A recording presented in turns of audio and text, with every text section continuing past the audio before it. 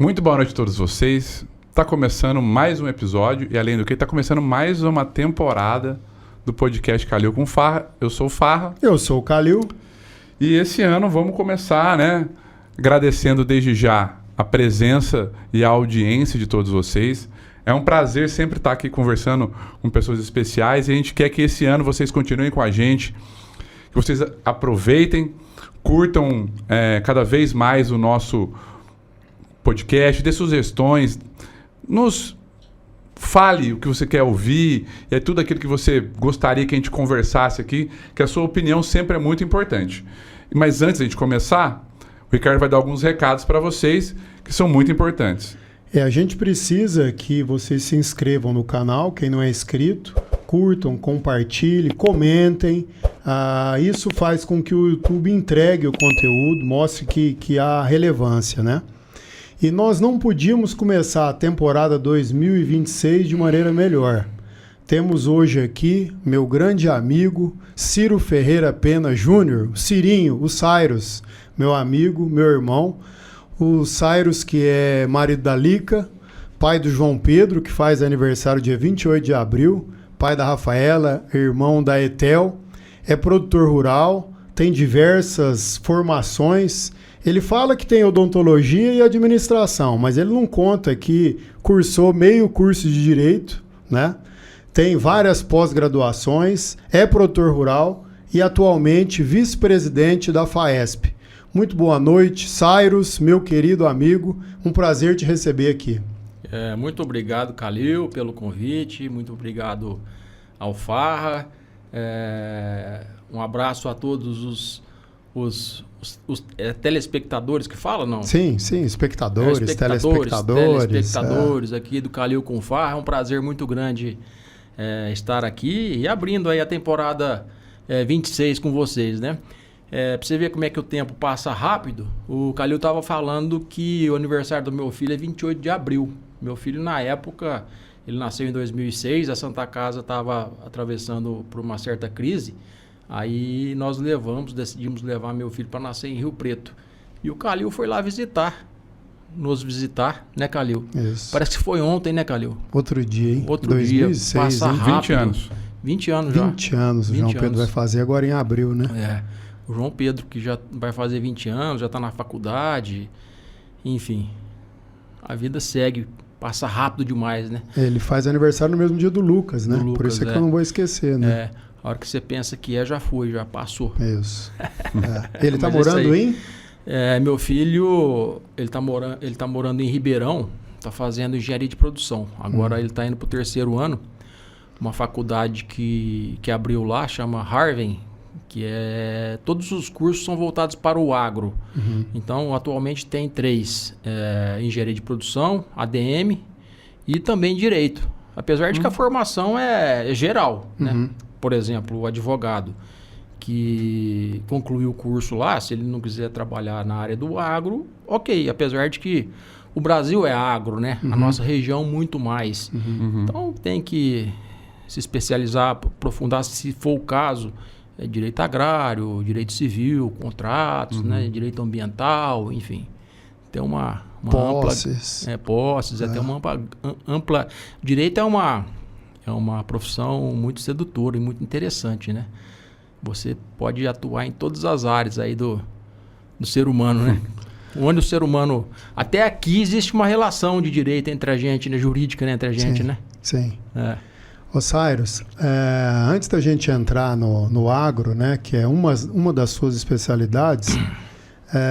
você é filho do Dr. Ciro, né? Dr. Ciro, que além de médico era produtor rural também, né? Então você herdou essa genética rural, de produtor rural do Dr. Ciro, né? Mas teve uma infância aqui em Barretos, né? E conversando um pouco com a Etel, né? Eu fiquei sabendo que você jogava handball, jogava futebol, diz que chegava da escola meio-dia, almoçava, comia arroz com limão, né? E ia jogar bola até as 9 da noite, né? Teve até a época, com 16 anos, de motociclista, né? Que andava de chinelo, de CG e sem capacete, né? Fala um pouco dessa época, da sua recordação. Eu tava até brincando com você, Calil. Isso aí foi na década de 80, né? O pessoal que é da nossa idade vai lembrar, existia a Turma do Pecado, né? Que ficava ali na 21 com a 22. Sim. Só que eu era um pouco mais jovens que eles, né? Tinha o Julião Pressão, tinha o Vladimir Rabaneda, que inclusive hoje eu acho que é colega de vocês, né? Sim, é advogado. Eles eram os dois líderes, né? Dessa Turma do Pecado. Eu era mais novinho e tal, eles tinham uma faixa dos 18, 19 anos, eu ficava meio ali a reboque deles. Mas a gente curtia, né? Andava de moto, naquela época não tinha a exigência de colocar capacete, nada. Tinha a exigência de você ter carteira de habilitação. Mas eu não sei o milagre que houve que meu pai comprou uma moto para mim quando eu tinha 17 anos.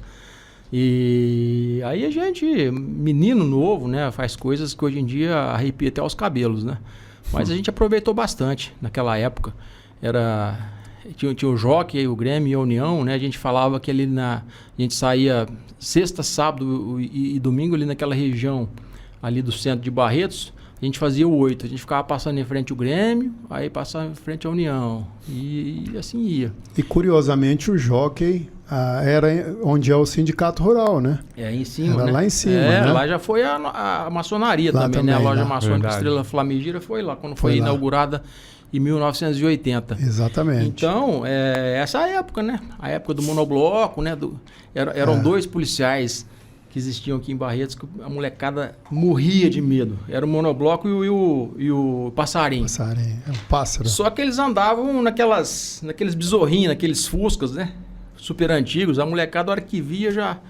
Mas foi uma época boa. Eu tive muita sorte também. Fui abençoado por Deus, né? E nunca aconteceu nada de grave comigo, né? Porque, na verdade, moto é um instrumento muito perigoso, né? Principalmente hoje, né?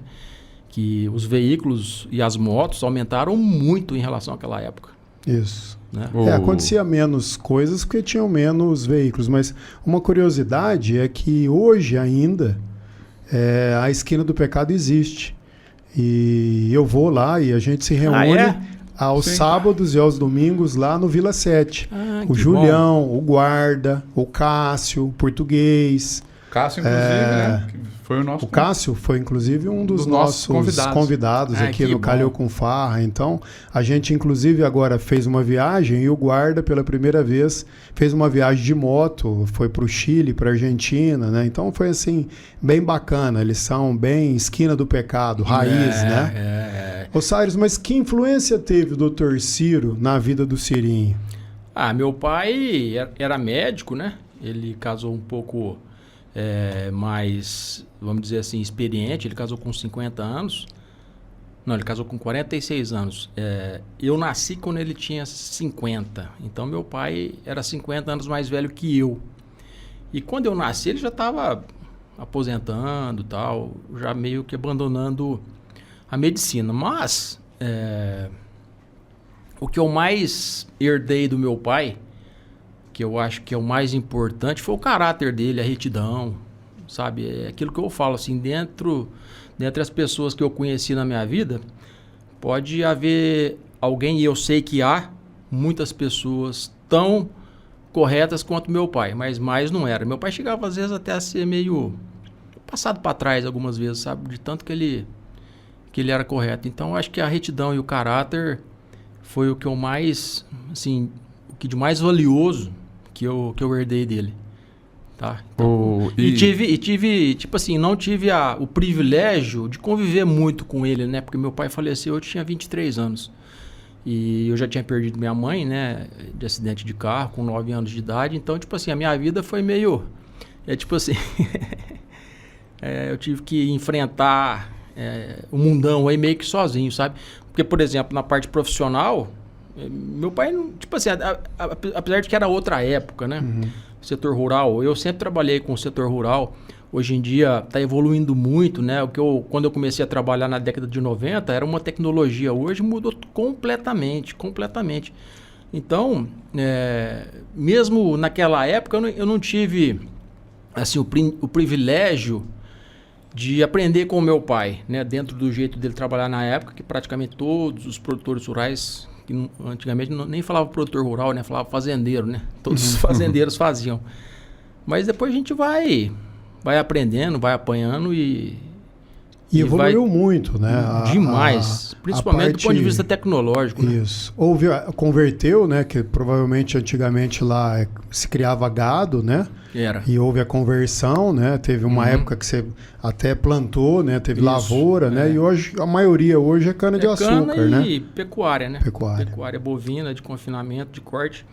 E um pouquinho de leite também, que é uma paixão, né? Apesar de que hoje em dia, em negócio, a gente não pode ser levado pela paixão, mas enfim, até na produção leiteira também teve uma evolução tecnológica tão grande que hoje em dia você tem que ter produtividade, custo baixo, né? Enfim. E você acha, uma coisa que me veio na cabeça, que você falou do seu pai, né? O que o Ciro faz com a educação do João Pedro Rafael, então? O que ele leva do seu pai para os seus filhos? Olha, eu acho que é o mesmo, viu, Farra? Meu pai era o seguinte, meu pai, ele era uma pessoa excepcional, ele era dentro da mansidão dele, só que ele era muito bravo, sabe? E o meu pai é daqueles homens antigos que quando a gente fazia alguma coisa errada, só dele olhar de longe a gente já baixava a cabeça. Tanto medo que a gente tinha. Eu não chego a esse ponto com os meus filhos, mas graças a Deus até este momento, né? Porque o mundo hoje é muito cheio de estímulo, né? Mas graças a Deus meu filho... Ele tá bem encaminhado, é um cara sério, sabe? Enfim, até agora eu só sinto orgulho do meu filho. E minha filha é a mesma coisa, né? Minha filha, atualmente ela tá na Austrália, tá fazendo intercâmbio lá. Ela foi para lá em julho. Aí ela veio passar um mês conosco aqui no final de ano. E ela voltou semana passada. E deve ficar até julho lá na Austrália, em Gold Coast. Então, minha filha também tipo assim... A gente espera que sejam pessoas do bem, né? Isso aí é o mais importante. Mas se eles tiverem o exemplo que você tem em casa... Seu e da Lica, né? Exato. A Lica também. A estrutura familiar é muito importante. Supermãe. A estrutura familiar, ela conta demais, né? Assim, o apoio, isso a gente tem que valorizar. Eu acho que você teve isso, eu acho que você talvez queira e quer muito passar isso para os seus filhos também, né? Isso, com certeza. E às vezes, a gente passa de forma tácita, né? Porque a palavra, ela pode convencer, pode não convencer. Eu vou falar um chavão, né? Mas, tipo assim, a palavra pode convencer, mas o exemplo arrasta, né? É o exemplo que conta, né? E, tipo assim, eu tenho procurado desde sempre, dado um bom exemplo. A Lica também, mesma coisa. Do meu lado, tem a Etel, a minha irmã, né? Que é uma pessoa excepcional também. Mas isso tudo serve como exemplos, né? Ô Cyrus, a gente é amigo há muitos anos e eu sempre enxerguei em você uma liderança, né? E eu acompanhei aquela sua eleição, a primeira eleição lá para o Sindicato Rural aqui do Vale do Rio Grande, 2008. 2008, né? Que foi um marco, eu acredito, na sua vida e na minha também, né? E aí eu vejo igual foguete, né? E aí você, apesar de ter uma agenda pesada das suas atividades profissionais, foi defender a classe dos produtores. Essa defesa ela não ficou em Barretos e região, ela chegou lá em São Paulo. E eu me lembro, acho que eu tive uma vez lá na FAESP, lá na Federação, no centro. Conheci o Dr. Fábio, né? Aqui uma vez conheci o Tirso, né? E hoje você é vice-presidente de uma instituição importantíssima que defende todos os produtores rurais, né? Que que começou de um círculo de associações, né? Bem antigo, né? Que gere o Senar, que é muito importante, o Sistema S. Eu trabalhei muitos anos no Senac, então eu sei da importância desse aprendizado, dessa contribuição mínima que os produtores pagam, né? Um percentual mínimo, né? Que é super bem direcionado. Queria que você falasse um pouquinho dessa trajetória sua, como liderança, defendendo mesmo o agro, né? Que é uma das tarefas, uma das áreas mais importantes nesse país. Acho que reconhecido por todos. Obrigado, Calil. Falar que o Calil, nós nos tornamos amigos de uns 20 anos para cá, 22, 23 anos, mas eu conheço o Calil desde menino, né? E desde essa época da Turma do Pecado, eu passava sempre eu tinha o hábito de passar ali na 19 com a 18 e a 20 na Casa do Suco. É isso aí. Não sei se muita gente sabe dessa história, hein, Calil? Sim, muita De vez em gente. quando era o seu pai, que era uma pessoa excepcional também, mas às vezes você ficava lá no caixa, Sim, você lembra? Lembro. Era a vitamina mais deliciosa que tinha em Barretos. Era muito... Então eu acho que é bom lembrar dessas histórias. E depois eu tive o prazer e a satisfação de me aproximar do Calil e, enfim, em 2008 entrei no sindicato. O Calil me ajudou muito do ponto de vista jurídico, sabe? Ele era meu braço jurídico, apesar de que a gente sempre tem uma noção, mas enfim, às vezes no embalo, às vezes a gente tende a fazer as coisas de forma meio cega, né? E não pode, né? Você tem, principalmente quando você trabalha em instituição, você tem que ter uma linha de conduta, tem que ter uma assessoria jurídica também, né, Calil? Mas voltando um pouco atrás, você está falando de sindicato rural, de federação.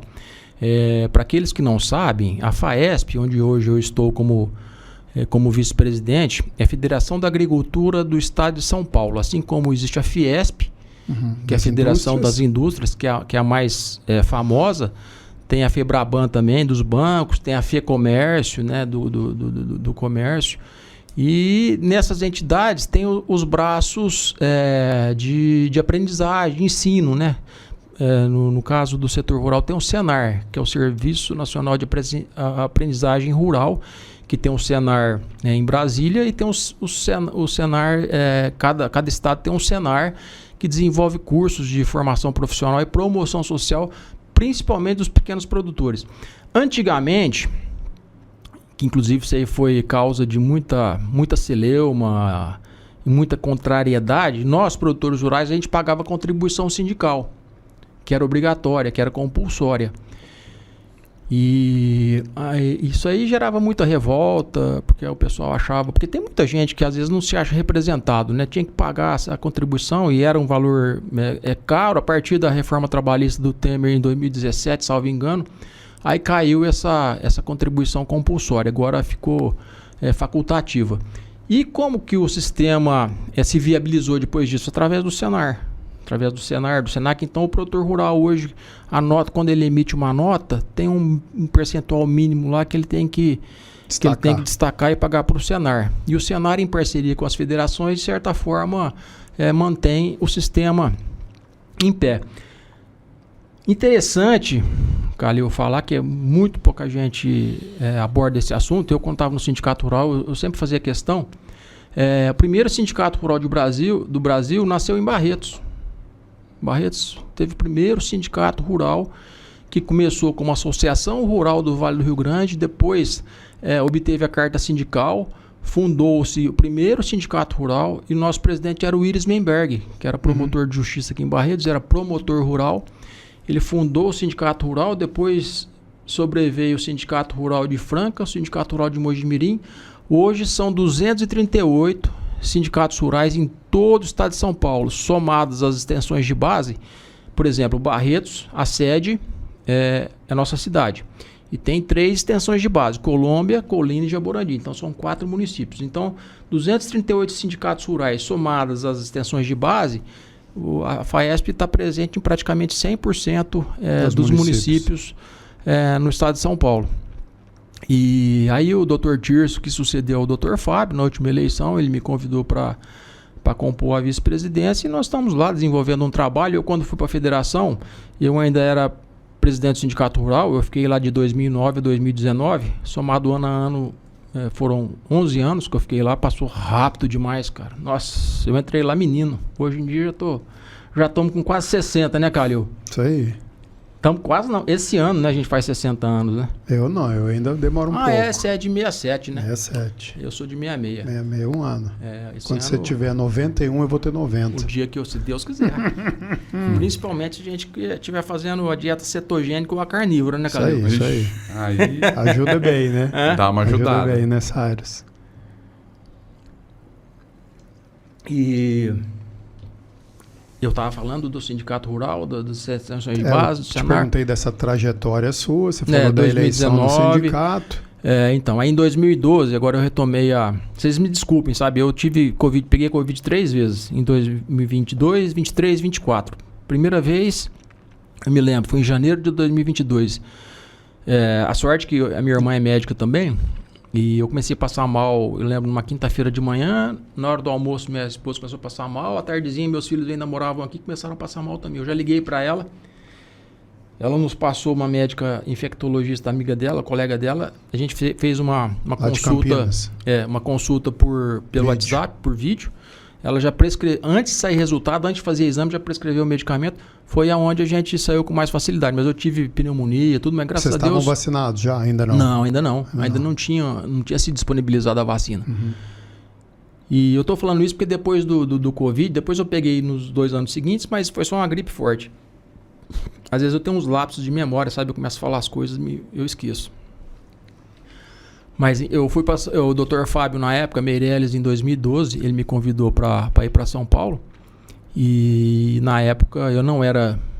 Eu era um diretor, né? Mas eu não era vice-presidente, eu não ocupava a executiva, né? Da federação. E na época ele me convidou para cuidar da comissão de citricultura. Eu sei que você, como advogado, já desenvolveu e ainda desenvolve assessoria jurídica e consultoria para alguns citricultores. E eu fiquei na comissão de citricultura de 2012 a 2016. Aí teve aquela ação do cartel, né? Na época eu ia para São Paulo toda semana. E aí essa ação foi para o CAD, foi para o STJ.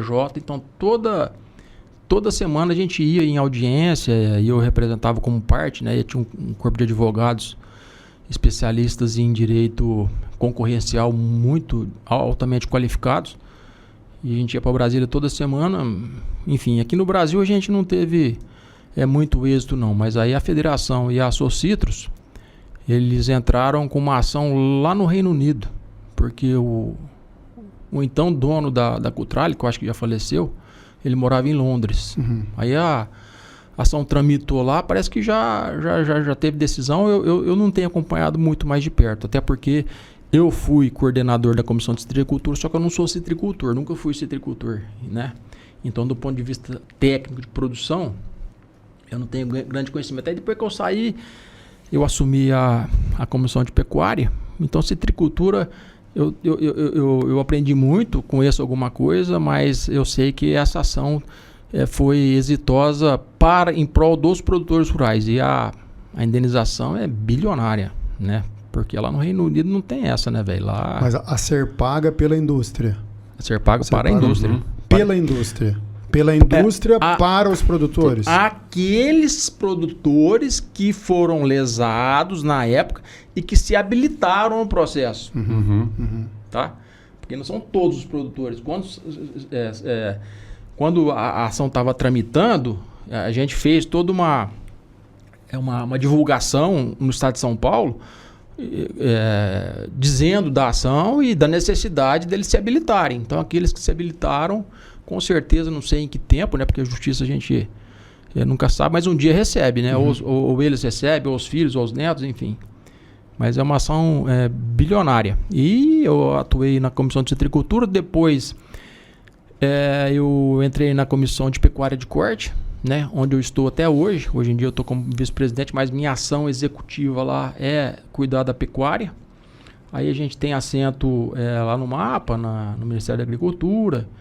Há uns 3 anos atrás nós reativamos o Fundepec, né, que é o Fundo de Defesa, é o Fundo Estadual de Retirada de Aftosa, porque o Brasil ele fez um plano em 2017 para retirada da vacinação obrigatória contra a aftosa.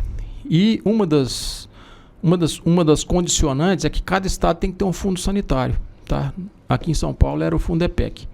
E eu fui presidente do Fundepec a partir de 2022 até 2024, que era um fundo privado. Assim, nós modelamos não. O primeiro Fundepec, que inclusive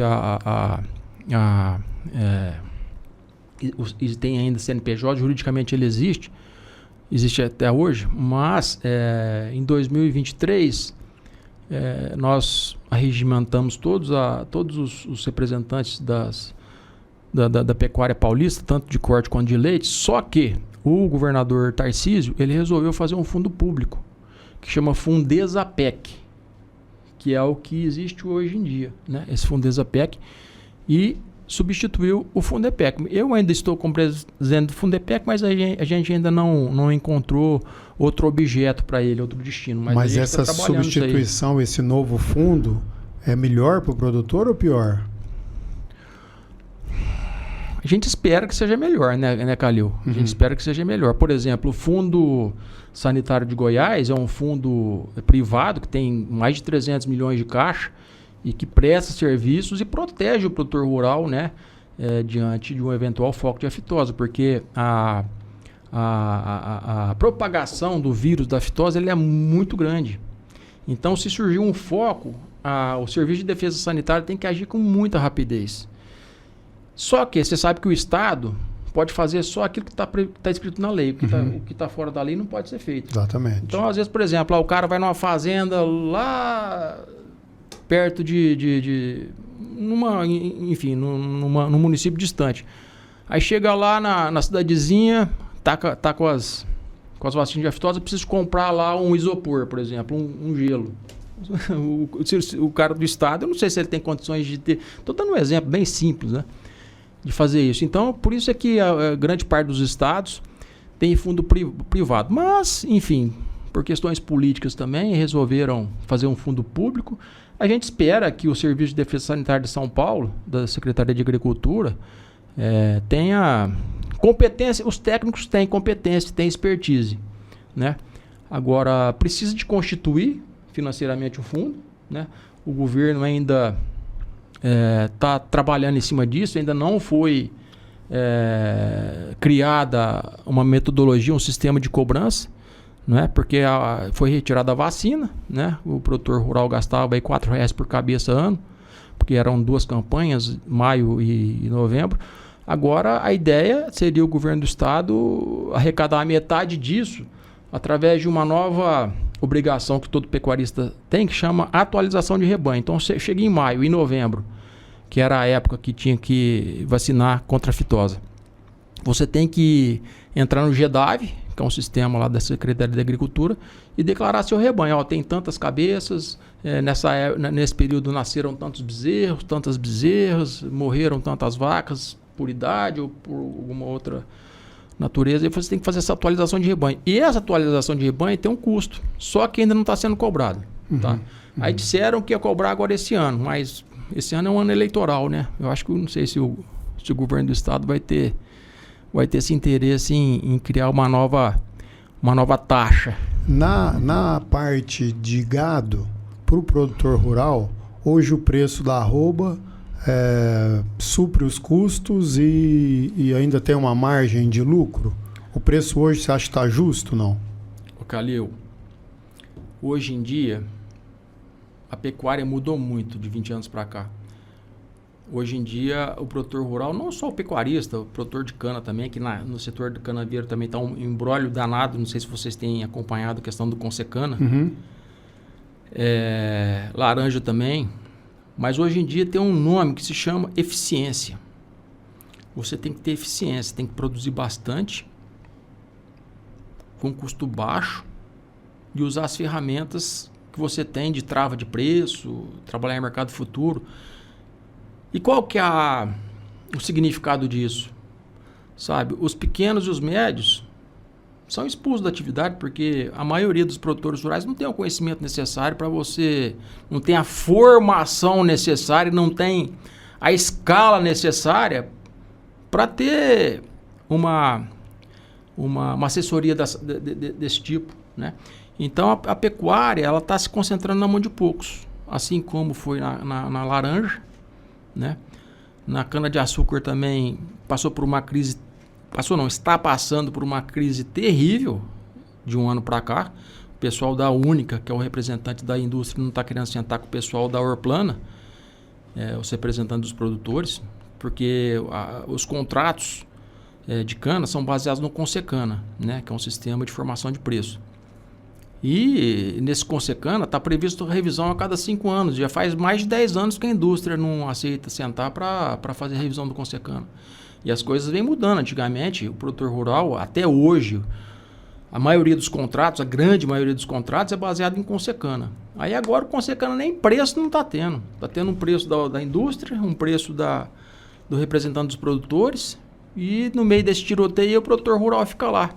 Vê o preço deprimir, sabe? Caiu bastante do ano passado para cá. Então a situação é muito preocupante e a atividade rural, ao contrário do que muitos dizem, né? Principalmente quem está no poder aí, que a gente tem que fazer reforma agrária, tem que distribuir para os pequenos, para os médios, mas o que existe na realidade é silenciosamente os pequenos e os grandes vão sendo gradativamente expulsos da atividade. O que é expulso da atividade? O pequeno vai lá, ele não viabiliza a atividade dele, o médio também não vai lá, e a renda para cana, a renda para laranja, enfim. Então tá muito difícil. Hoje os grandes grupos que estão prevalecendo. Mas, por exemplo, as usinas, elas não são autossuficientes, né? Elas não produzem, elas não têm terra para produzir cana para moer tudo que elas precisam, né? Havendo uma união dos produtores para a formação desse preço, para a Consecana, para sentar, você acha que isso não tem força? Eles são autossuficientes porque dizem que as grandes indústrias de laranja ou são suficientes ou quase são autossuficientes, né? Que eu não sei se é verdade também, né? Mas você acha que há essa margem, há esse espaço para os produtores para trabalhar preço de cana, né? Porque, por exemplo, aqui na nossa região, a atividade, pelo menos pelo que eu penso atualmente, a mais lucrativa é a cana-de-açúcar, né? Era. Porque você pega uma terra cara como é aqui para colocar o gado, sendo que você tem opções em outros estados mais para cima, com terra mais barata, em larga escala, né? Ô Calil, em 1998, eu fiz um curso lá em Piracicaba, na Exalc, um curso de nutrição animal. E tem um professor, que é inclusive professor da Exalc também, que ele é um ícone, né, na pecuária brasileira, ele é vivo até hoje, chama Moacir Corsi. Naquela época ele falava o seguinte: o pessoal fala que a agricultura, que a cana é mais rentável do que a pecuária.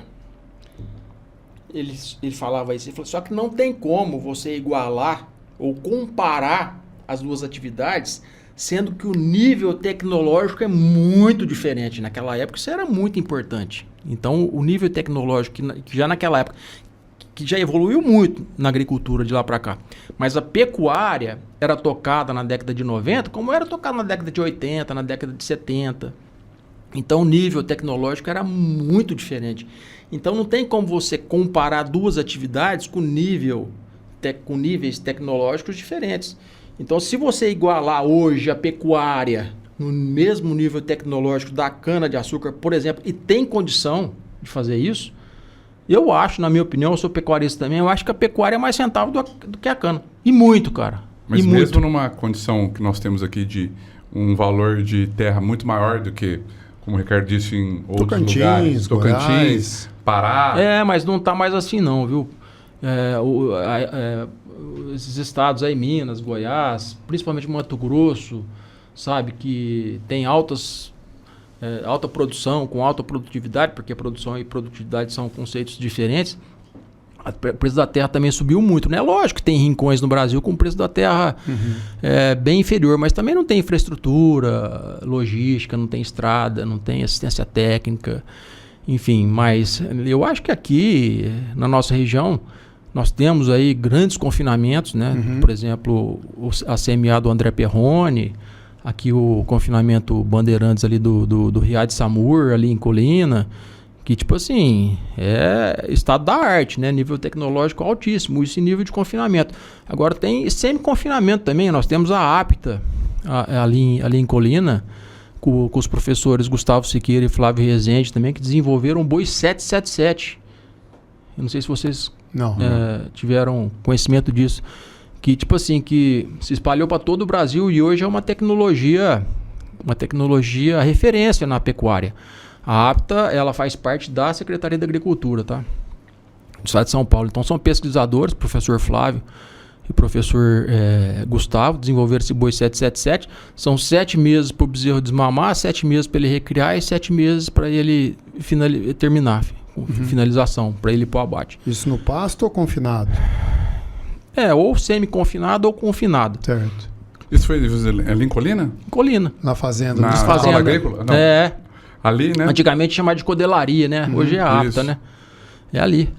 Eu sou colinense, né? Então a gente sempre ouve muito falar ali da Fazenda do Estado. Que é uma Fazenda do Estado. Que é muito grande. Onde tem a escola agrícola também. Onde é realizada a festa do cavalo. Ali é do Estado. Sim. É da Fazenda do Estado. É o recinto, né? É o recinto.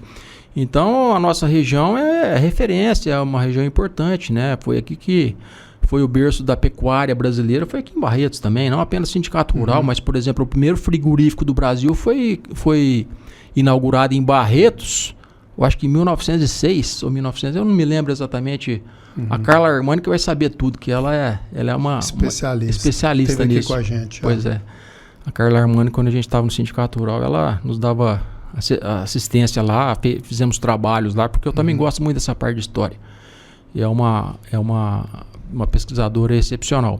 Então, só que eu não me lembro a data exata, mas na primeira década do século XX, 1906, 7, 8, foi inaugurado o primeiro frigorífico do Brasil. Né? Então, a pecuária nasceu aqui na nossa região. Ô Ciro, e me responde uma coisa. Na sua opinião, então, você disse que talvez a pecuária hoje, com um avanço tecnológico, ela seria tão ou mais rentável que a agricultura canavieira, por exemplo, que nós temos aqui na região. Na sua opinião, o que está faltando, então, para isso acontecer? São questões tecnológicas? É um avanço tecnológico que está faltando ou ele já está ali?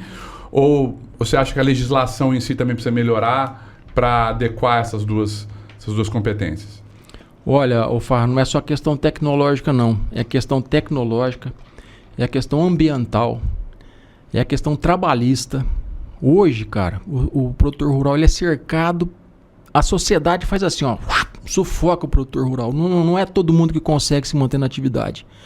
Questão de juro também, cara. Hoje em dia, grande parte dos produtores rurais no Brasil estão endividados, com alto grau de endividamento, né? Como que você consegue aí trabalhar com uma taxa de juros aí de 15% ao ano? Aí o pessoal fala, não, porque o produtor rural é privilegiado, que eles pegam taxa de juros bem inferior ao que o restante da população pega. Mas é uma atividade super, vamos dizer assim, é uma atividade de alto interesse para a sociedade, né? A produção rural. E você lida com questões climáticas, né? Com questões sanitárias, de praga. Então, tipo assim, o produtor rural, acima de tudo, é um herói, né? Porque você coloca um monte de dinheiro lá debaixo da terra e não sabe se vai colher. Aí tem uma outra questão também de seguro rural, que o Brasil precisa de avançar muito, que não existe aqui. E nos países desenvolvidos, como Estados Unidos, União Europeia, Japão, lá o subsídio é tão grande, mas tão grande para os produtores rurais, que a gente fala que lá eles não são produtores rurais, eles são funcionários públicos, né? Aqui no Brasil a gente não chega tanto, e nem queremos que chegue também. Mas todas essas vicissitudes, essas dificuldades, né?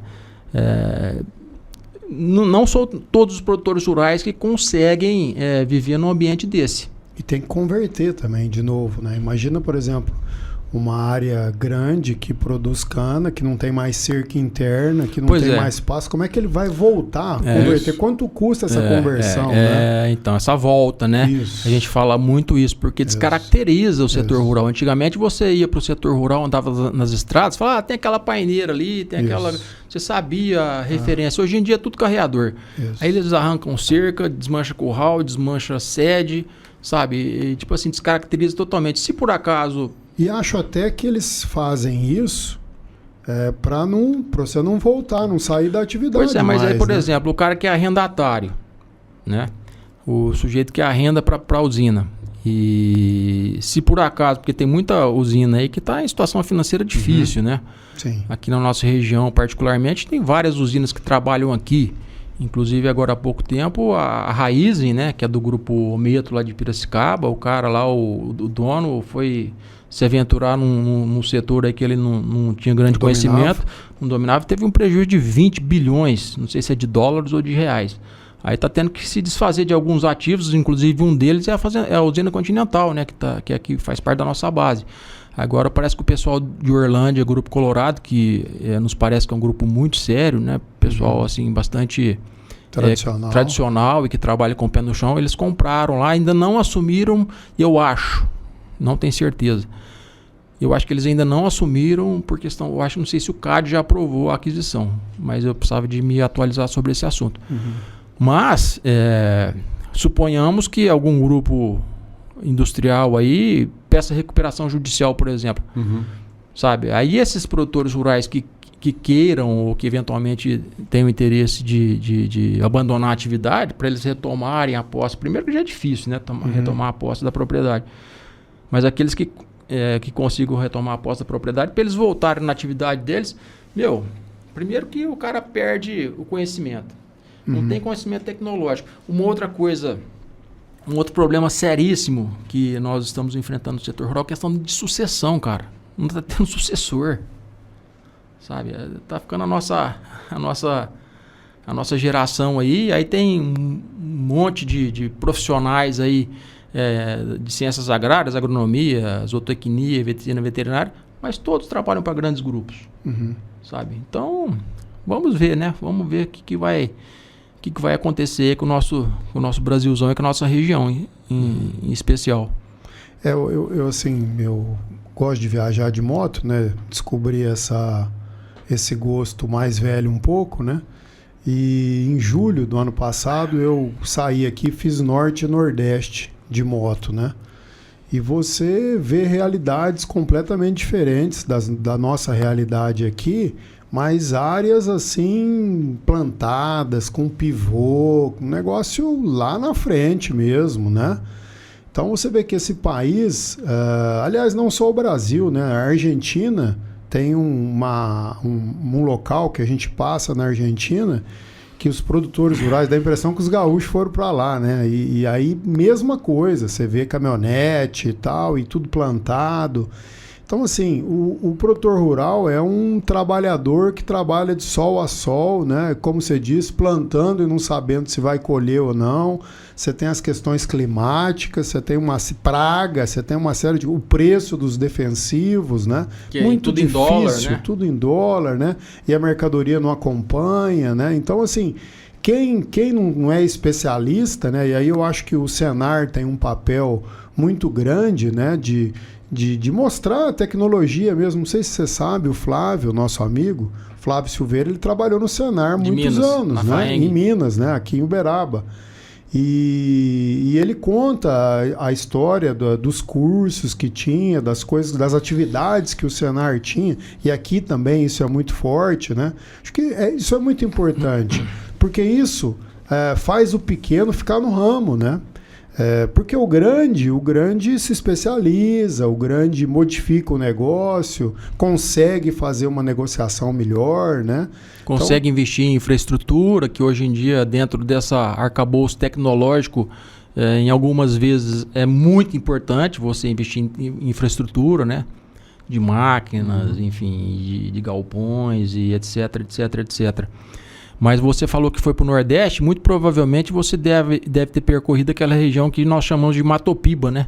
Maranhão, Tocantins, Piauí e Bahia. Lá altamente tecnológica, uma agricultura altamente tecnológica, tal como existe também no Mato Grosso, no MT, né? E lá é uma outra realidade, né? Lá são grandes produtores, né? Sim. Lá são grandes produtores. Aqui na nossa região, já são assim... grandes propriedades são poucas, né? A maioria, por exemplo, aqui em Barretos, na região de Barretos, 85% das propriedades rurais são pequenas propriedades rurais. 15% são médias e grandes propriedades rurais, as grandes devem ser 0,1%, 0,2%, eu não sei exatamente qual que é o percentual. Mas, hoje em dia, a tecnologia ela fala tão alto que um pequeno produtor por exemplo, um pequeno produtor que eu falo assim, não, uma pequena área, eu vou retificar aquilo que eu iniciei falando, uma pequena área às vezes pode produzir muito mais do que uma grande área. Então, proporcionalmente. Então, esse conceito de tecnologia. Então, esse conceito de pequena e grande propriedade já não está mais diretamente ligada a essa estrutura agrária, como muita gente pensa. Está mais ligada à tecnologia. E a agricultura, na década de 60, teve uma revolução, né? Década de 50, 60, que eles falam que é a Revolução Verde, né? Teve um pesquisador, salvo engano, americano, que é o Norman Borlaug, que era um agrônomo que idealizou a adubação química. Foi aonde viabilizou, foi aonde ele jogou por terra a teoria malthusiana, né? Falava que os produtores, a humanidade ia crescer comparativamente muito mais do que a oferta de alimentos. Ia faltar alimentos. Ia faltar alimentos, que é o Malthus, lá Thomas Malthus, é uma teoria malthusiana. E o Norman Borlaug, ele derrubou isso aí. Fez a Revolução Verde através da utilização de agroquímicos. Então foi a primeira revolução, foi o que permitiu a população chegar nos 8,5 bilhões de habitantes. Eu lembro, eu nasci em 66, mas eu lembro na década de 70, quando o Brasil foi campeão, lá no México, eu lembro que tinha uma musiquinha, né? Quando o Brasil... Não sei se você lembra disso, Calil. Acho que você não vai lembrar. Era uma música assim: 90 milhões em ação, pra frente Brasil, salve a seleção. Nós éramos 90 milhões há 40 anos atrás, meu amigo, há 50 anos atrás. Hoje o Brasil tem 220 milhões de habitantes. Em 40 anos. Por quê que isso foi possível? Principalmente pela oferta de alimentos. Alimentos é essencial, é fundamental para o ser humano. E eu falei das ameaças, né, que o setor rural enfrenta no Brasil, que é a questão tributária também, que eu esqueci de falar, né, que a questão tributária está pegando, a questão financeira também, né, de altas taxas de juros, a questão ambiental, a questão trabalhista, né, que hoje em dia na propriedade rural você tem que seguir a NR31, tem que ter as EPIs, tem que ter os treinamentos dos funcionários, tudo certinho. E não são todos que conseguem, né? Então aqueles que não conseguem têm que sair fora da atividade, né? Você vai aplicar um agroquímico na fazenda, você tem que ter um barracão lá adequado, de acordo com a NR31 também, para armazenar esses herbicidas, né? Esses pesticidas. E ainda tem os ladrões, né? Que vão atrás disso. Cara, né? se você ampliar o leque, ainda tem os ladrões ainda. Impressionante. Especialista nisso. Nisso, sabe? Eu quando estava no Sindicato Rural, em 2013, 2014, estava tendo uma onda de assaltos muito grande aqui em Barretos. A gente fez um monitoramento, levantamento georreferenciado das propriedades rurais. Melhorou um pouco, mas ainda infelizmente é uma realidade que a gente convive. Agora parece que o Sindicato Rural está trabalhando em outra frente, aí, principalmente aqui em Barretos, com o atual prefeito, de colocar câmaras de monitoramento na zona rural. Isso é muito importante, né? E inibe, né? Mas além disso tudo, o Calil, tem a questão da animosidade da população em relação ao produtor rural.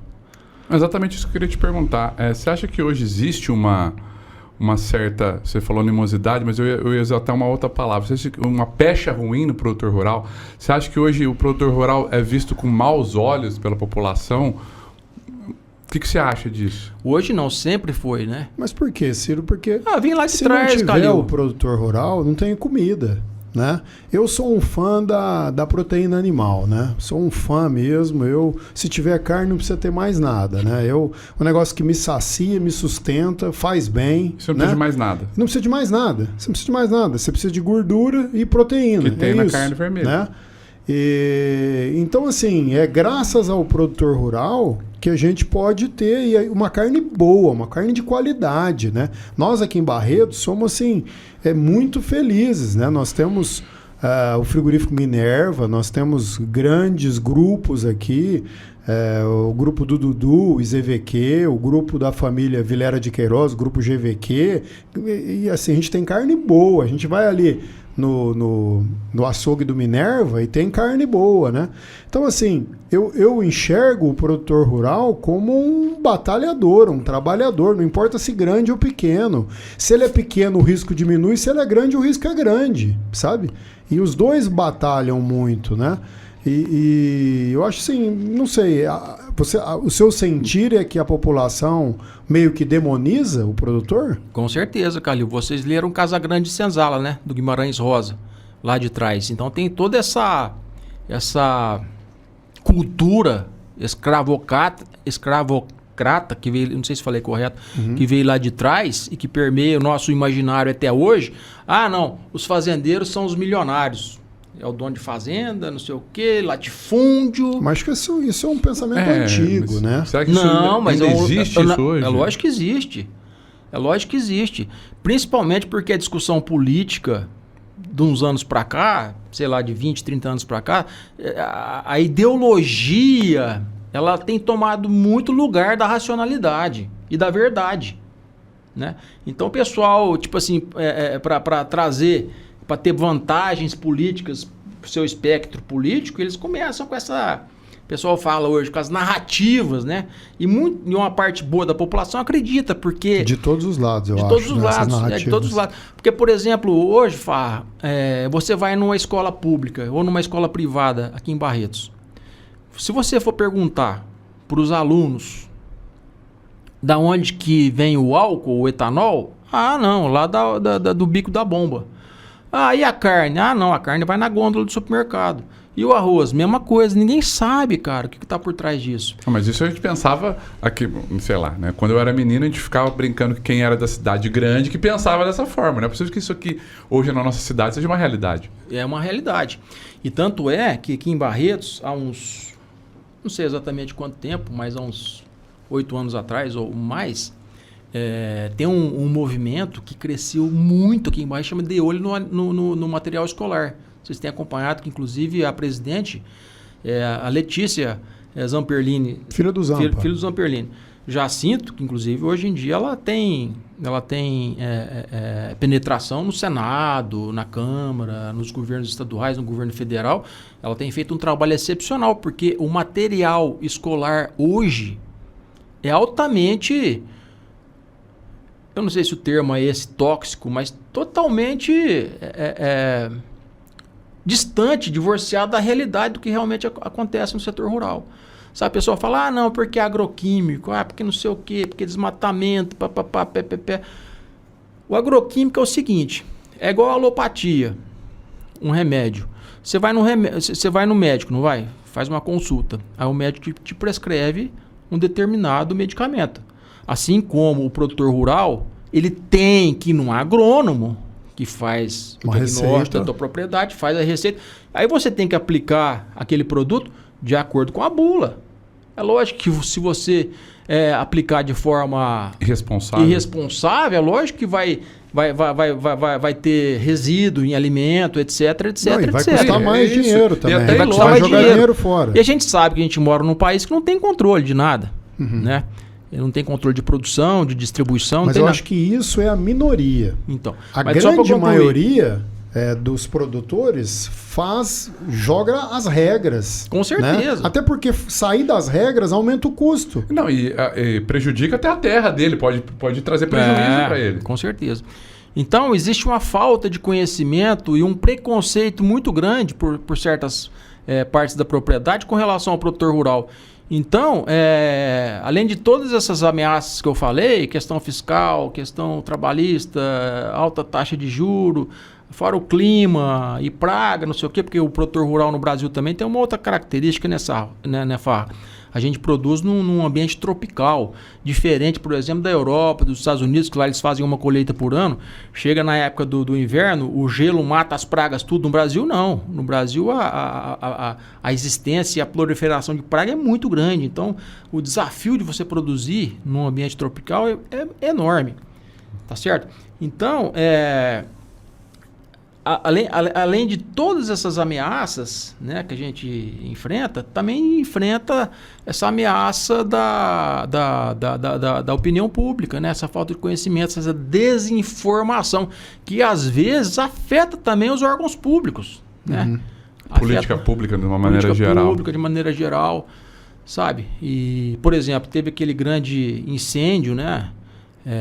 Criminoso em 2024, vocês lembram disso? Em agosto? Que aqui, né? No estado de São Paulo inteiro. Eu estava de moto em Campinas, passei, perigoso. Foi fogo. Orquestrado, horrível, né? Até porque está provado hoje, inquérito da Polícia Civil, né, que um grupo criminoso aí que ateou fogo no estado de São Paulo inteiro. Aí eu quero falar para a população que o emprego do fogo, apesar do fogo fazer parte da natureza, mas o emprego do fogo é uma prática medieval da agricultura. Hoje em dia a agricultura moderna não utiliza mais o fogo. Então o principal prejudicado é o produtor rural. Se acontecer um fogo na propriedade dele. Aí se entrar um fogo na propriedade dele... Que mão de obra, hein? A Polícia Ambiental e o Ministério Público não quer saber de onde que veio o fogo. E se ele teve culpa ou dolo. Se ele teve culpa, negligência, imprudência ou imperícia. Se ele foi negligente, se ele não fez o acero de 6 metros, se ele não tem acesso para os caminhões-pipa, se ele não tem uma frente de combate de incêndio, ele entra no rol lá, ele é autuado, enfim, sabe? É complicado, tem que fazer a recomposição florestal, tá? Às vezes o fogo veio lá de, sei lá, 10 km de distância. E tem um outro detalhe também, a cana-de-açúcar, ela tem uma característica que ela produz uma biomassa, ela produz muita biomassa, muita massa de folha seca. Aquilo ali vira um barril de pólvora. A hora que pega fogo, ninguém segura. Nem com avião, cara. Impressionante. Eu lembro de ouvir falar que segurava fogo com a técnica do contra-fogo, né? De tentar... fogo de encontro. Fogo de encontro. Tem uma das técnicas, Para tentar segurar alguma coisa desse tipo, né? Mas depende do vento também, né? Da direção do vento, da velocidade, que a gente chama de triplo 30, né? Esse triplo 30 aí normalmente acontece em agosto, setembro, outubro. Se você estiver diante do triplo 30, temperatura acima de 30 graus, velocidade do vento acima de 30, eu não sei qual que é a medida, se é metro por segundo, e temperatura abaixo de 30 graus, não, temperatura acima de 30, vento acima de 30 km por hora, e umidade relativa do ar abaixo de 30. Se tiver esse triplo 30 aí, não, rapaz, aí ninguém segura. Aquele reloginho que a gente vê na Polícia Rodoviária fica lá no alto risco. Aí o pessoal aqui da nossa região, que também não tem tanto conhecimento, fala assim, não, porque a nossa região aqui, o estado de São Paulo, é só cana. Não é, meu amigo. Você sabia que o Brasil... 66% da área territorial brasileira é composta por reservas ambientais, né? Que é a cobertura florestal. Seja parques públicos, APP, reserva legal. O produtor rural, ele explora 30% só da área. E desses 30% da área, a maior área é pecuária. Aí depois vem a agricultura de grãos.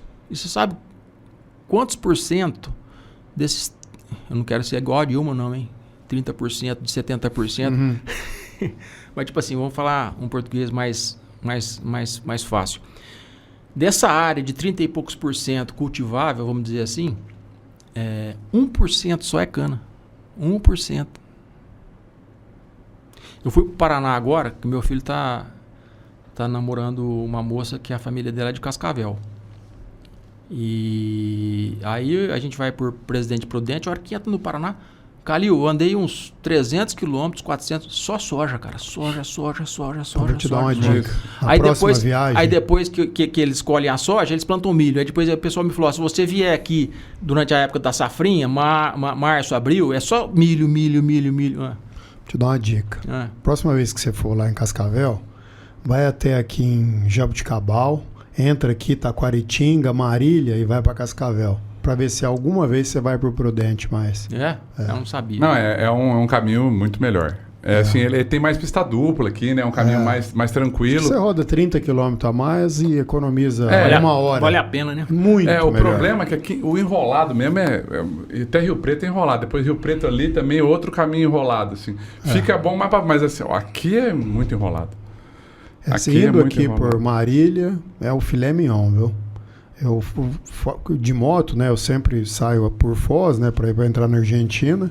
Então faço muito esse trecho aí, né? Foz é uma cidade que eu gosto muito, levei o Farra lá e ele passou a gostar. Você também. Nossa. Você também faz parte do clube da. Ele não anda de moto, mas eu levei ele lá em Foz do Iguaçu, né? E lá em Foz doIguaçu tem muito árabe, então tem muita comida árabe. Nossa senhora. Você dá um passo, você tá no Paraguai, você dá um passo, você tá na Argentina, então assim, legal. Bem bacana. A gente foi em Foz do Iguaçu, agora nessa nossa ida para Cascavel, e nós fomos lá na Tríplice Fronteira lá, mas não passamos para Paraguai nem para Argentina, não, só ficamos ali em Foz do Iguaçu mesmo. Naquele showzinho que tem ali e tal. Ali. Marco das Três Fronteiras. Marco das Três Fronteiras. Você foi nas cataratas, não? Fomos. Uma experiência sensacional bacana, ali, né? Bacana. Parque das Aves, chegou aí? Não, Parque das Aves nós não fomos, bem bacana. Eu Foz sempre durmo lá em Cascavel. Cascavel. Porque eu saio daqui para não ir até Foz, que é puxado, né? Então eu durmo em Cascavel, no outro dia eu já entro na Argentina. Até porque aquele caminho até de Cascavel a Foz O que me causa complicado. admiração é vocês conseguirem viajar de moto, cara, nessas distâncias. Eu, tipo assim, eu lembro quando eu era moleque, eu tinha uma CGzinha 125.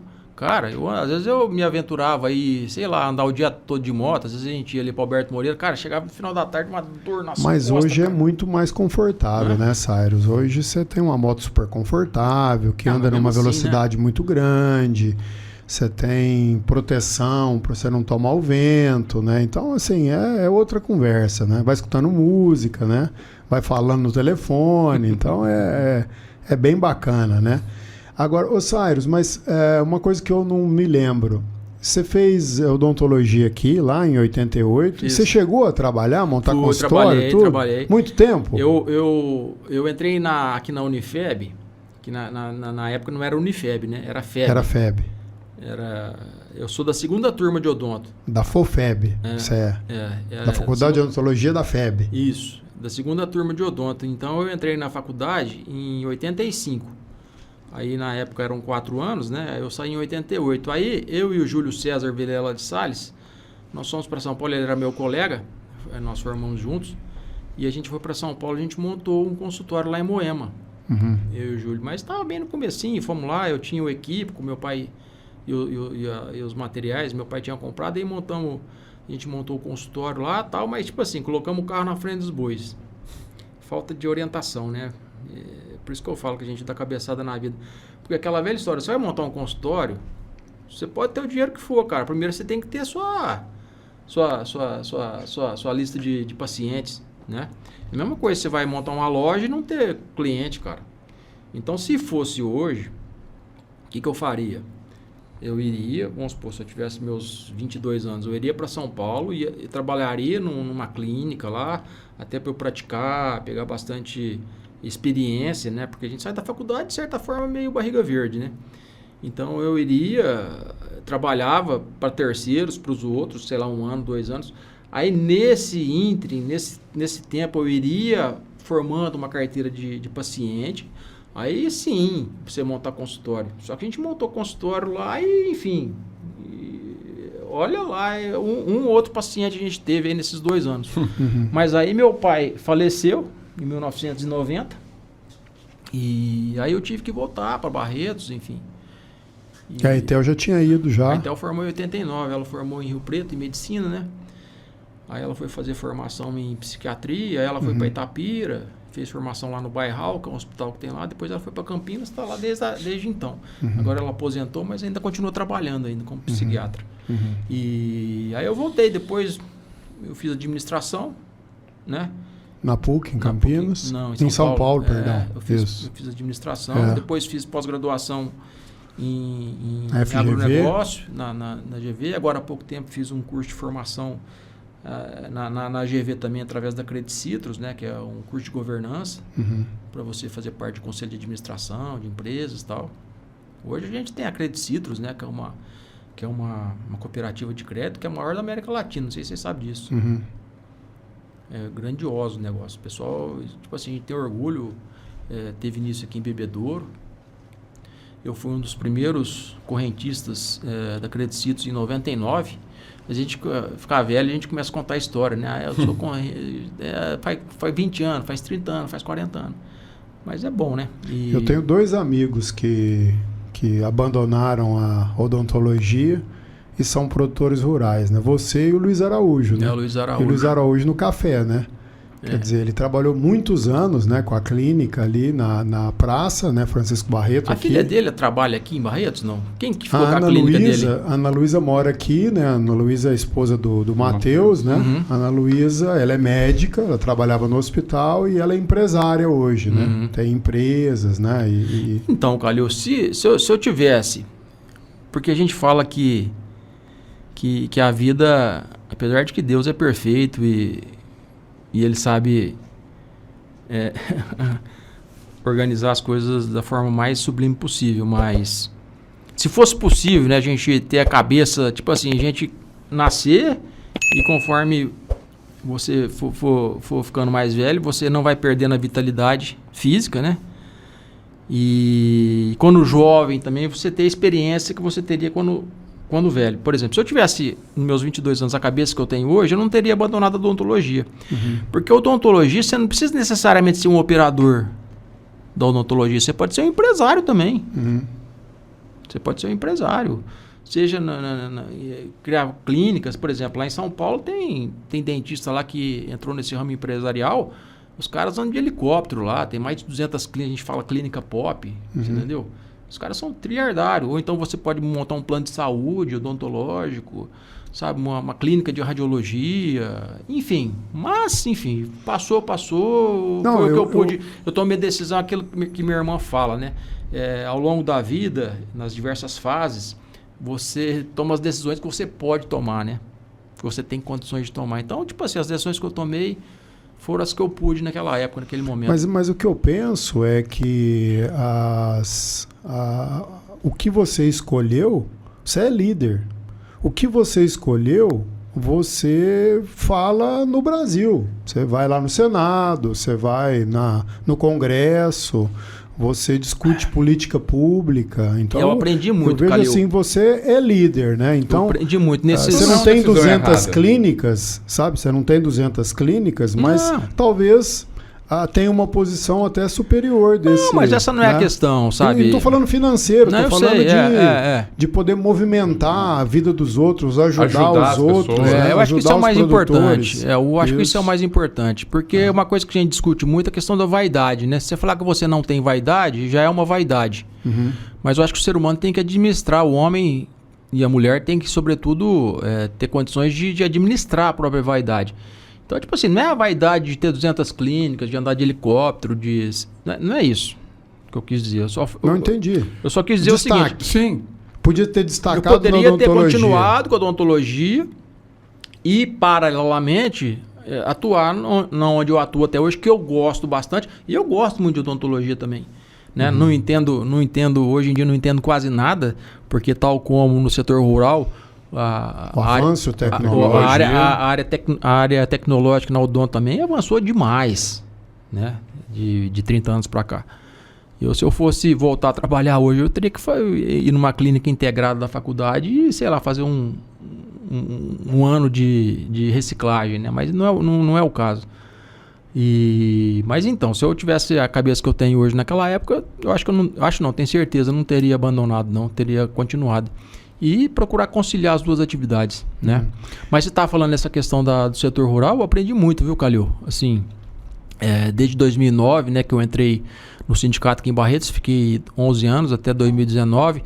Em 2012 eu fui para a federação, estou lá até hoje, né? E aprendi muita coisa, apesar de que tudo na vida tem um lado bom e tem um lado ruim também, né? Tem um lado positivo e um lado negativo. Que a gente também tem que procurar conciliar, né? Você fica mais ausente, né? E eu, tipo assim, durante uma boa fase, eu ficava um pouco ausente dos meus negócios, né? Isso tem um custo também, né?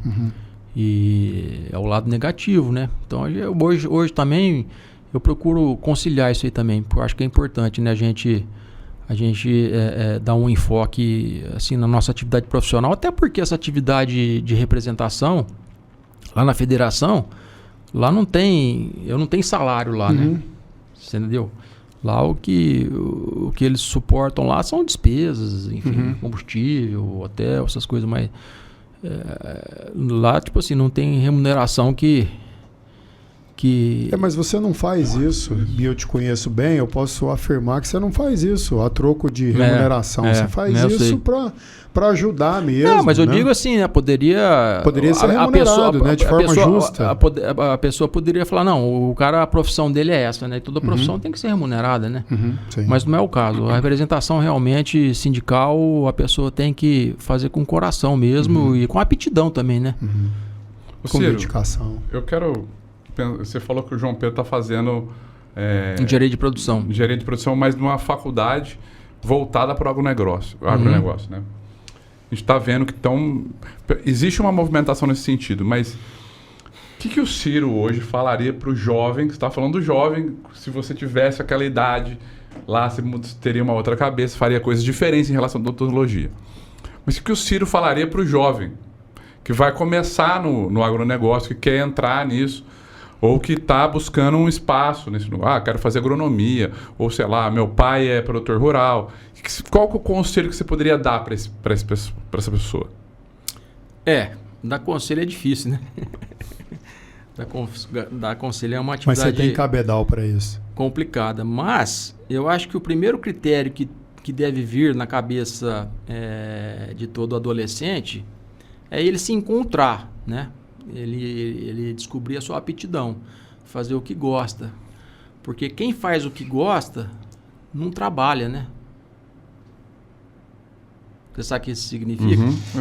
Ele desenvolve a atividade laboral dele de forma lúdica, como se ele estivesse brincando. Então, tipo assim, ele não enxerga dificuldade, ele não cansa. É lógico que falar que não fica estressado, hoje todo mundo fica estressado. Mas você tem que gostar daquilo, você tem que ter paixão naquilo que você faz. Eu acho que o primeiro ponto é esse. Depois as dificuldades vão vir. Em todos os ramos de atividade vão vir. Agora, dentro disso que você falou, sabe, o Brasil, a grande aptidão do Brasil é agronegócio, é produção rural. Sabe, e no mundo, cara, pode ter tecnologia, pode ter inteligência artificial, pode ter o que for. Mas se não tiver barriga cheia, meu amigo, e de uns tempos para cá, barriga cheia com alimento de qualidade. Tá? E eu comecei a falar da agricultura agroquímica, né, que veio com o Norman Borlaug, a Revolução Verde. Agora está tendo uma outra revolução, né, na agricultura brasileira, que está entrando na agricultura biológica, né? Um chama de agricultura biológica, outro chama de agricultura regenerativa, que, tipo assim, de certa forma tem todo um protocolo, né, um tempo de implantação que você deixa os agroquímicos em segundo plano, com altas produtividades, com alta resistência a déficit hídrico. Então a agricultura brasileira hoje está vivendo uma nova revolução que vai primar não apenas pela quantidade que nós já temos, mas também pela qualidade dos alimentos. Cyrus, olhando assim para o cenário de pecuária, como é que você enxerga a pecuária no futuro, assim, nos próximos 10 anos? Você acha que vai ocorrer? Porque dentro da pecuária, por exemplo, hoje, normalmente, alguns confinam, alguns deixam a pasto e finalizam no confinamento.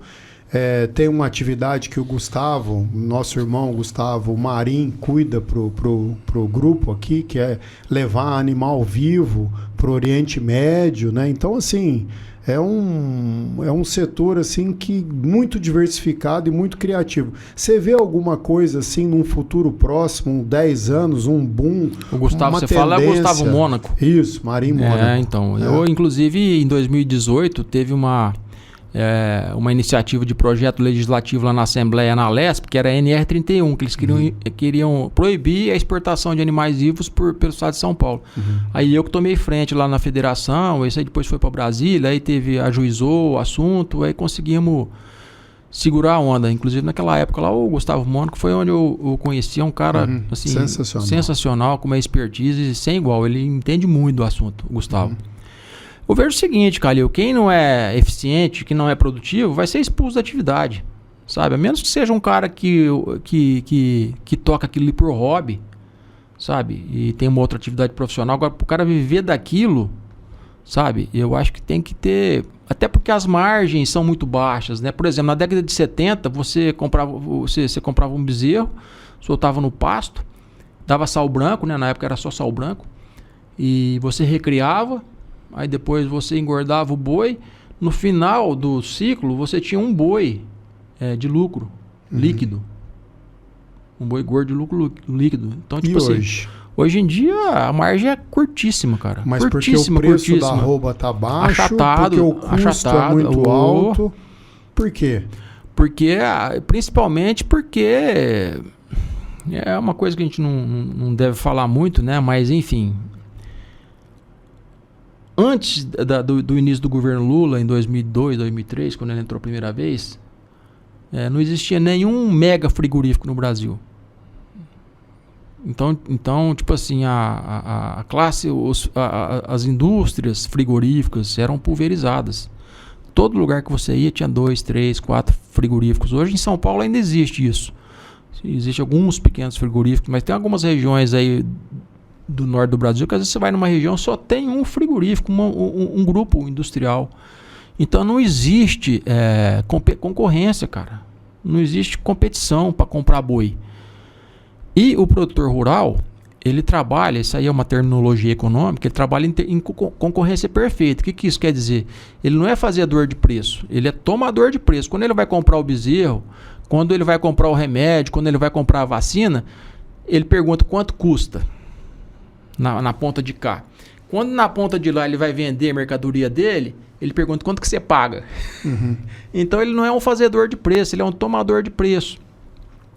Então, com o advento do primeiro governo Lula, também não quero entrar nessa seara e falar se é bom ou se é ruim, mas enfim, é o que aconteceu. Ele criou a política dos campeões nacionais. Não sei se vocês se lembram disso. Aí, tipo assim, a partir disso, teve alguns grupos que se valeram disso, teve outros que não, né? Mas hoje em dia, o maior grupo econômico de proteína animal no mundo é brasileiro. Inclusive, nos Estados Unidos, eles já estão incomodando, inclusive o governo Trump e a sua base lá, eles entraram com uma investigação lá contra um grupo brasileiro, para verificar a prática de cartel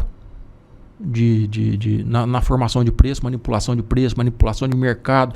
E tem muitas ferramentas hoje, né? Por exemplo, hoje no Brasil tem grandes confinamentos. Eu lembro que quando eu comecei a trabalhar, na década de 90, um cara que tinha um confinamento de 1.000 bois era grande. Hoje um cara que tem um confinamento de 1.000 bois é micro. Sabe, tem confinamento de 30, 40, 50, 60 mil bois. Lá nos Estados Unidos tem confinamento de 200 mil bois, por exemplo. No Brasil, se houver, um só. Mas esses grandes confinamentos, eles vão lá, fazem contrato com os frigoríficos. Por outro lado, o frigorífico vai lá e tem um confinamento próprio dele com muitos bois, né? Então, isso aí já é uma reserva para você, de certa forma... Regular o preço. Regular preço. Não vou nem falar manipular mercado, porque é uma palavra muito forte e também não quero seguir nesse caminho. Mas, tipo assim, para você regular preço. Então, a pecuária hoje em dia não está fácil. A margem, tipo assim, qual que é o resultado disso? A margem está super reduzida. Você tem que ter eficiência, produtividade e custo, não vou falar custo baixo. Tem que ter custo compatível com a atividade. Agora, o cara que não tem a formação necessária, não tem a formação e nem não tem informação e nem formação para isso, Ele, tipo assim, naturalmente o negócio dele começa a dar prejuízo, o pequenininho lá, o médio, começa a dar prejuízo, chega uma hora que inviabiliza, aí chega o pessoal da cana e fala, você não arrenda aí pra mim? Quanto que você paga? Eu vou te pagar tanto, você não precisa nem de... Nem vir aqui. Você não precisa nem de sentado no sofá lá, com o controle da sua televisão, você vai receber tantos por mês.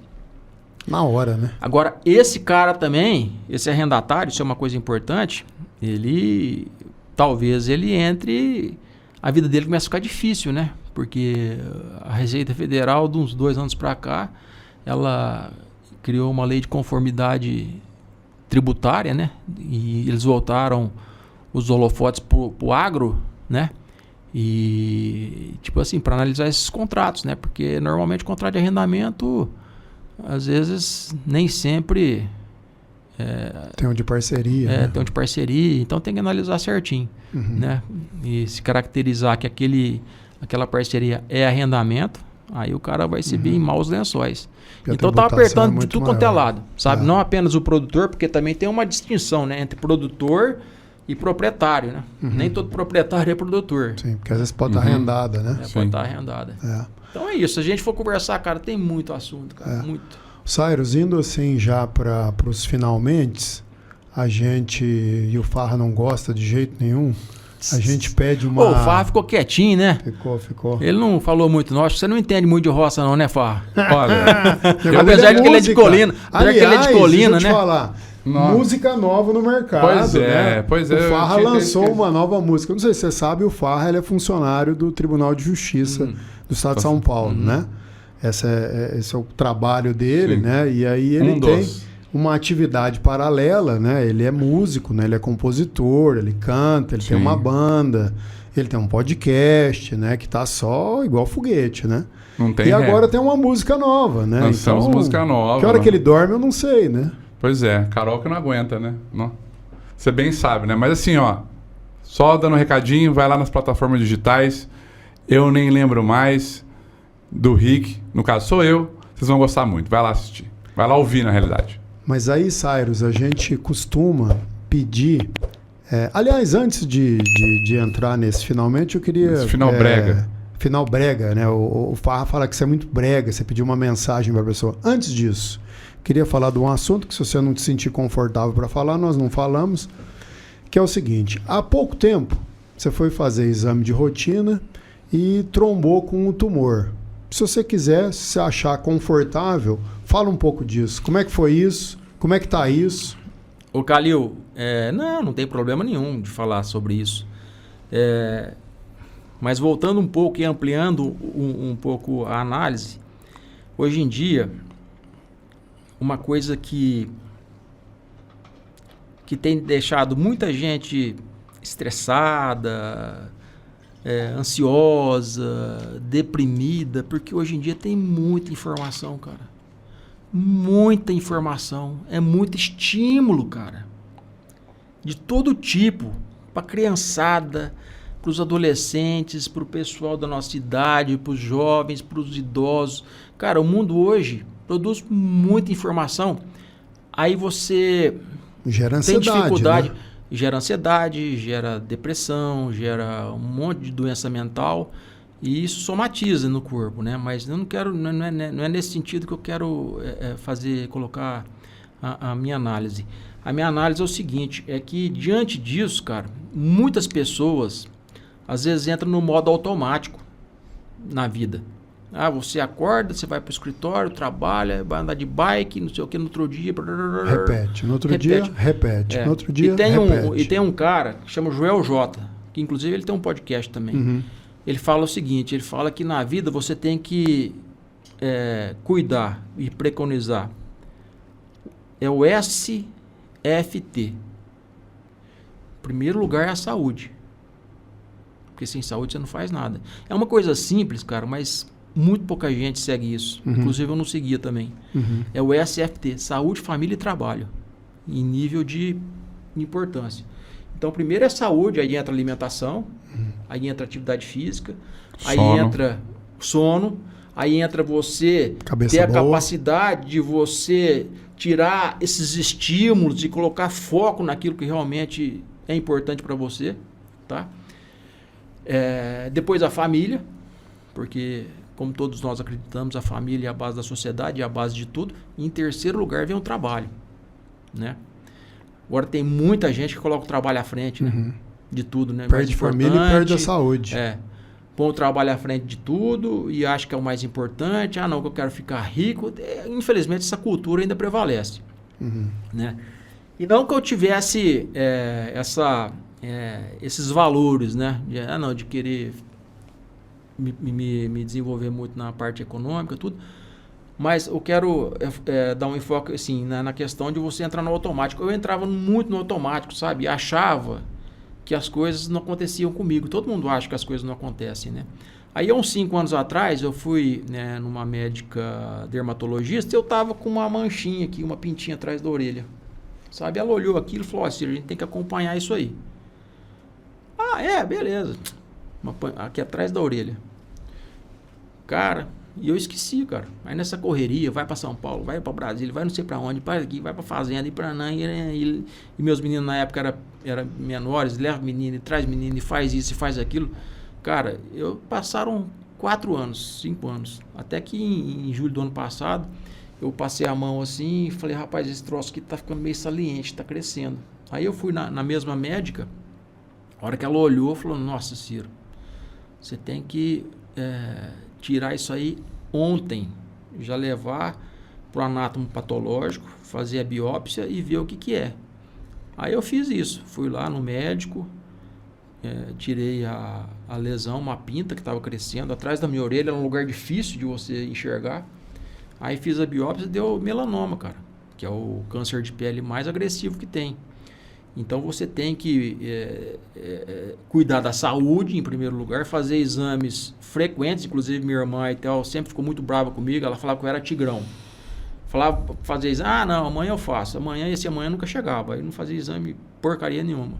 Só que a gente paga o preço, né? Aquela velha história, quando você não age pelo amor, você age na dor, né? E foi o que aconteceu comigo.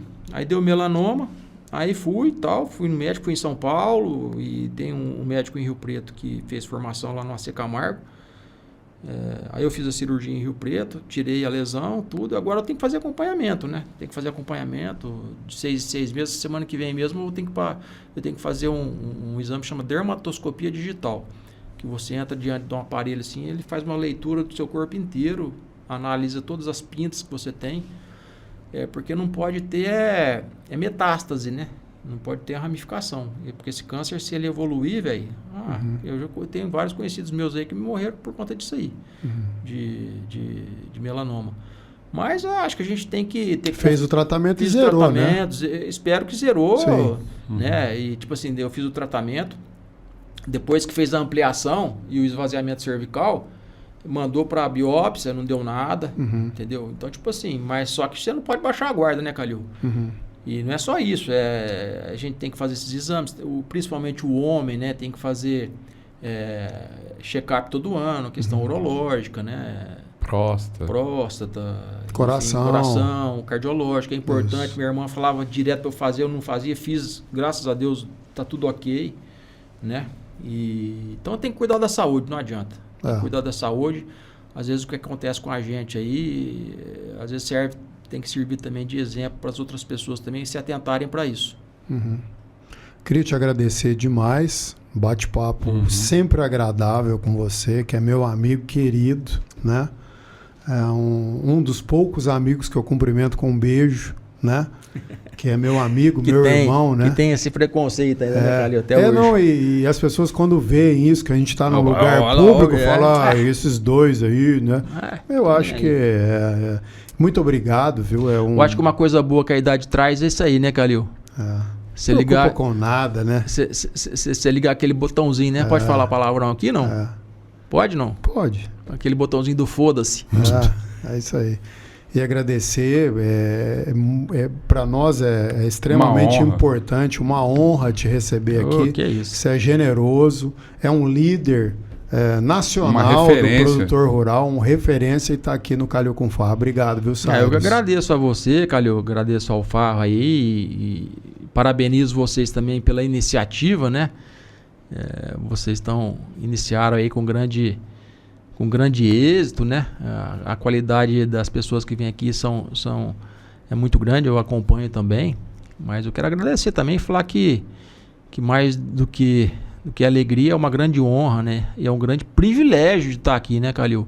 Fazia tempo que você estava falando para mim, ó, eu vou te levar lá pro podcast, eu vou te levar lá pro podcast. Aí ele me ligou semana passada e, tipo assim, agora que eu tô retomando minhas atividades, mas o segundo semestre do ano passado eu fiquei meio offline, no tratamento de saúde e tal.